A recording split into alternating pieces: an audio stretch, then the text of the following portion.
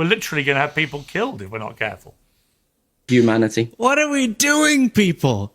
We have an assault on our democratic republic like we haven't seen in generations. And we're still talking, we're just like jerking each other off right now, talking about how, oh my gosh, some statements people have made about what is a woman is kind of irrational. Okay, cool, good. We've established that point. People should be more clear about the difference between biological sex and your gender identity. We should have fairness in sports. Good. And now let's get back to the people you said someone could die. You know what we're going to wait, but you know what we're going to look back on when we look at this moment in history? We're going to think about how ridiculous it was that people were blowing out of proportion random culture war issues instead of talking about the people who are actually dying, not the potentials who are dying, the people who are actually dying at the hands of our government as people with masks are roaming our streets and ripping citizens out of their cars. And we're talking about, for 30 minutes, we're talking about how should people speak out at sporting events or not, and then transport. What you just saw wasn't a meltdown, it was a line being drawn. While everyone else on that panel was comfortably swimming in culture war talking points, Luke Beasley decided to flip the table and ask a bigger question: what are we actually doing here? And the second he stopped entertaining the distraction and started challenging the priorities of the entire conversation, the tone shifted. The interruptions came faster. The tension got thicker. Because when someone refuses to play the game falls apart. I'm really hoping to show up and represent my own values of inclusivity, values of diversity and kindness and sharing. It brings up mixed emotions to represent the U.S. right now, I think. Yeah, it's definitely a tough time in our country right now, and I think I just continue to represent my values. Just because I'm wearing the flag doesn't mean I represent everything that's going on in the U.S. It's been a hard time for the community overall under this administration. I think that as a country, we need to focus on respecting everybody's rights and making sure that we're treating our citizens as well as anybody with love and respect.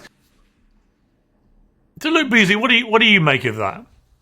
Yeah, those are patriots. That is so incredible that they chose to say that. As was referenced, some of them I think got asked, or maybe all of them, and maybe were encouraged to share their view. But we all, I'm American. Americans just watched, the world just watched the president come out in his administration and lie about people who had been shot during protests. To me, I'm a little bit disoriented by this conversation because it's like, all of this thought and stress, and you're referencing, I guess some people out there are upset that they're speaking out. To me, I wish that outrage was channeled at the reasons that they feel the need on the world stage to speak out. But I will say a lot of people are misrepresenting what they're saying. It cracks me up because some of them go, I just think we should represent love and kindness and compassion, to which MAGA reacts, they must be attacking us, which no one even named Trump, it didn't sound like, but was just speaking about the moment of division. And then in many people's views, including mine, an authoritarian shift in the United States. And to use your platform to do the most American thing in the world, which is represent your country and your people while being critical of your government, to me is the height of patriotism. And last thing, I do agree. But how would you feel? Okay, a lot of people how would you feel? Yeah. Okay. All right, but Luke, how would you feel if it was a conservative voting athlete at the Summer Olympics during the Biden administration ripping into Joe Biden, for example? In other words, if you're honest, you have an intellectual honesty about this that is not based on partisan politics. It's easy to say, well, I love them whacking Trump or the Trump administration, but would you feel the same way? I had the same debate in an earlier debate about the Bad Bunny Super Bowl performance, right? Everybody, it seemed to me, took politically partisan lines, and a lot of it was ridiculous because they would have said the complete opposite had it been their gun. In other words, if Kid Rock had been the halftime show, all of those saying Bad Bunny's a leftist activist and shouldn't be allowed to perform would have said, oh, great, we've got a right-wing activist. That's fantastic. So my question for you is, would you feel the same way if it was a conservative voting athlete whacking Biden, for example? Okay, hear this out, okay? I would not like it because they would be wrong, and what is being said by the Olympians now is correct. But the reason that I wouldn't like it is not because I don't support the fact that people can and even should, in many cases, if they feel compelled, use their platform and their influence to advocate for what they believe in. So actually, you can't go find any clips of me being like, shut up and dribble, or people shouldn't talk about politics in this space or that space. I agree we're all a little bit tired with everything being politicized, but in a sense, it's kind of one of those moments where you're called to. So for me, I am morally consistent on this because I think you absolutely have that right. The reason that I'm critical of Nicki Minaj, for example, is not because I think she should just stick to music. It's just because I disagree with what she's saying. And so I'll criticize what she's saying and not the fact that she's saying something. Well, hang on one sec, Luke. I want to bring David back in. I wanted to switch gears to another story before we finish. This is the ongoing story of transgender athletes in women's sport and the revelation or admission by Iman Khalif, the Algerian boxer who, of course, won an Olympic gold medal competing in women's boxing at the Paris Olympics, having been banned from the World Championships for having male chromosomes. In an interview with French magazine L'Equipe, Khalif has now admitted to having not just a female phenotype, but also the SRY gene, which is essentially the start button of male development.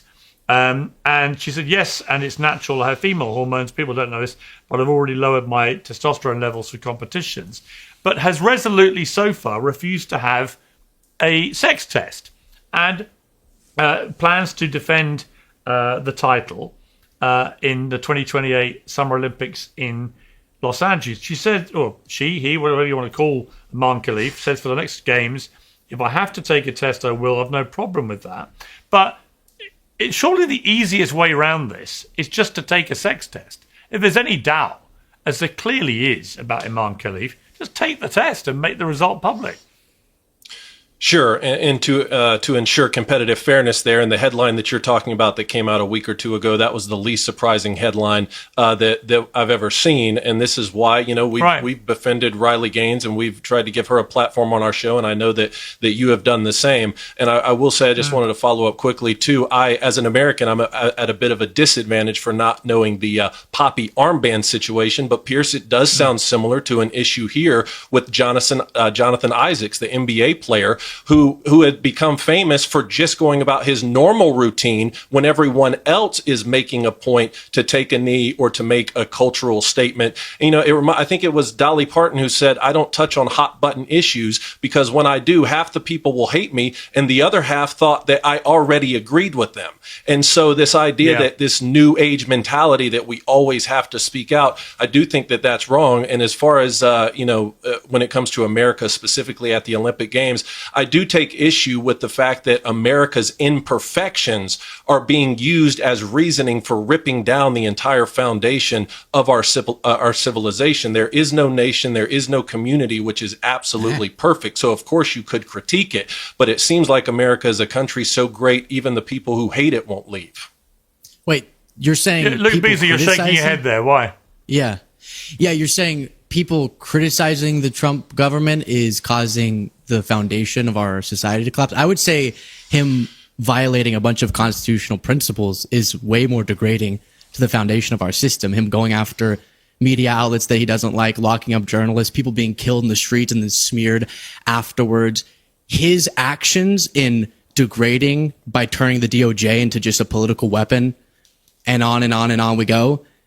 That's what's degrading the foundation of our system. I think people calling that out is the most American thing ever. And I see that as us trying to correct course. I think this issue is so much bigger than just one administration. Again, we're going as far back as talking about Michael Jordan in the 90s. We're talking about Muhammad Ali in the 60s. This is so much bigger than just one single administration. Quite frankly, I don't think it would matter who is in the office right now. Wait, but how? We are pressuring so many athletes to speak out. If you don't speak out on whatever the imperfection is, again, not administration, but whatever there is imperfect about America as a system, if you don't do it, it means you don't care. I think that is unfair. That's a different claim. I totally agree. If you don't want to speak out, you don't need to speak out, and people can react however they like. You made a claim that sounded like if people choose to speak out, or if there's a culture of calling out what is this insane authoritarianism that we're witnessing, then that itself is a degrading agent to the foundation of our society. Not at all. That's why I mentioned hang on. Luke, on the separate issue of transgender athletes in women's sport. Yes. What is your view of that? Do whatever is going to keep fairness and transports this and transports that. Got it. Good. Well, no, what is your view, though? Should they be allowed to compete? Take the sex test, damn it. Well, why not? No, I said take it. No, but what do you actually believe? I believe that. I'm agreeing with you. Take the sex test. So just to be clear, you think that transgender women should not be allowed to compete in women's sport, or? I mean, yeah, I think that would be fine if leagues decide to add that restriction. And then if you have a certain way that if you transition this far, their advantage goes away, I'm fine with that too. Whatever is going to allow for the most fairness is good with me.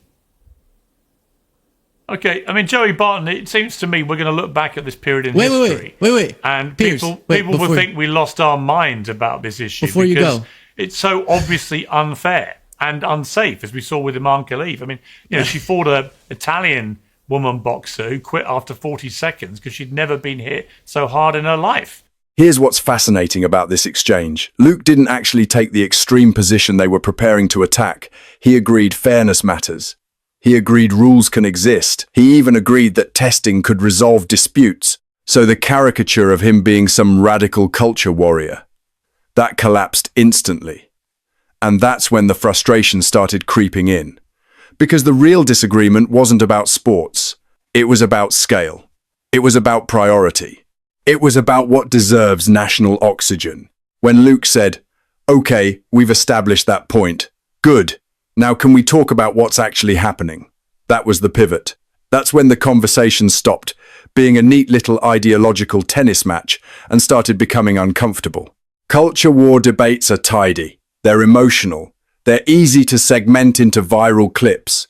But talking about institutional power, constitutional boundaries, executive overreach that's heavier, that doesn't fit into a meme. And once Luke zoomed out to that level, the panel couldn't follow him there. So they pulled it back down. That's not accidental. That's structural. Keep the debate where it's loud, not where it's deep. We're literally going to have people killed if we're not careful. Humanity. What are we doing, people? We have an assault on our democratic republic like we haven't seen in generations. And we're still talking, we're just like jerking each other off right now, talking about how, oh my gosh, some statements people have made about what is a woman is kind of irrational. Okay, cool, good. We've established that point. People should be more clear about the difference between biological sex and your gender identity. We should have fairness in sports. Good. And now let's get back to the people you said someone could die. You know what we're going to wait, but you know what we're going to look back on when we look at this moment in history? We're going to think about how ridiculous it was that people were blowing out of proportion random culture war issues instead of talking about the people who are actually dying, not the potential dying, the people who are actually dying at the hands of our government as people with masks are roaming our streets and ripping citizens out of their cars. And we're talking about, for 30 minutes, we're talking about how should people speak out at sporting events or not, and then trans sports. It's mind-bending. So you're taking people out of your country who've broken into your country? Okay, let Matthew respond to that. Sorry, what's so mad about that? Is that people who don't recognise the absolute outrage about woke overreach and dismiss. I already told you I disagree with woke overreach. What are we doing? As culture war trivia, look at the campaign slogan that Trump pumped out relentlessly in the last month of the last presidential election. Kamala is for they, them. Trump is for you. I don't like Trump at all. Most of my columns absolutely despise the drift towards authoritarianism. But the reason Trump had the platform, the reason he won the election, is because of these culture war issues. A huge number of people in America were completely appalled by the pronouns, men competing in women's sport. So don't dismiss this. Talking about it is very important because it is the impetus behind the drift that we're seeing. Okay, so now that we've established we agree on that, isn't it, especially within the context of Olympians speaking out, as we were talking about before, would you not agree that people overemphasizing things? It's not that you shouldn't talk about them. It's that putting overemphasis as to distract from, like you talked about in the 2024 campaign. Do you know why it was so important for Trump to scare people about an issue that most likely wasn't going to affect them? Kamala's for they, them, and you play some clip where she has already tried to clarify that she didn't mean trans prisoner, blah, blah, blah. That was so necessary for his campaign. It's because if Americans weren't so distracted by certain programs to focus on those types of issues so much, not that they shouldn't at all, but so much, if they can get them to focus on that, if they were focusing on the more important issues, there's no way they would have supported Trump, who we knew before the election was going to do all of this. It was his plan. He specified it. His economic agenda was looked at by a bunch of economists, completely incoherent. Luke, this is bad. The problem, Luke. You're the problem, Piers. Luke. Here's the problem. Just kidding. Love you. Is that you had 4 years of Donald Trump, and people like you were shouting away for 4 years about how he's the new Hitler, blah, blah, blah, blah, blah. Never said that. Then you had I never 4 said that. years without, well, then you had 4 years without Trump. And after 4 years without Trump, more of you in America voted for Trump to come back than voted for him originally. So whilst you may not like it, and it's very clear that you have a very clear idea of the issues that are important to you, actually they weren't shared by a majority of your fellow Americans at the last election. They cared about other things, including the absurd woke agenda, including immigration, including foreign wars and so on. You may not like it or agree with it, but you are one of the reasons Donald Trump got reelected. Well, guess what? You were Guess fighting that front, you might not like and it, everybody else was but talking about that front. Listen, more Americans believe Biden now, based on recent polls, was doing better as president than Trump currently is. So Americans realize, Biden was a zombie. I was right, and you were wrong. Biden was Piers, a zombie. Senile. Well, you didn't respond to what I said. Polling reveals Americans are feeling that I was right and you were wrong. They actually are regretful over electing Trump, and it would have helped to prevent that situation. So last thing, Well, I'm not expressed a view about whether it was right or wrong. I'm not American. I believe on this subject. What I do know is that what I do know, Luke, hang on. What I do know is that the left in America, for 3 years of Biden's 4 years in power, lied to themselves and to the world about the cognitive disrepair of their leader.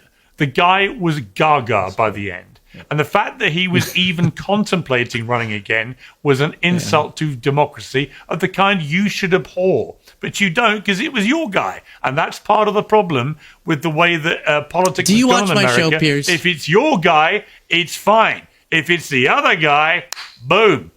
That's the problem. Anyway, fascinating debate. But by the way, I made my final statement. The beauty of having my own show is I can make a final statement and not invite... This is where the mask really slips.